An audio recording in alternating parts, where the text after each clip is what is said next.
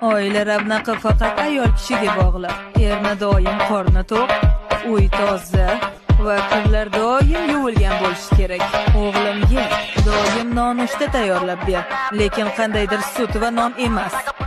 Go'sht va guruchli maxsus taomlar bo'lsin. Ko'rinishidan otang sen kabi tarbiyasiz qiz o'stirganidan afsuslansa kerak.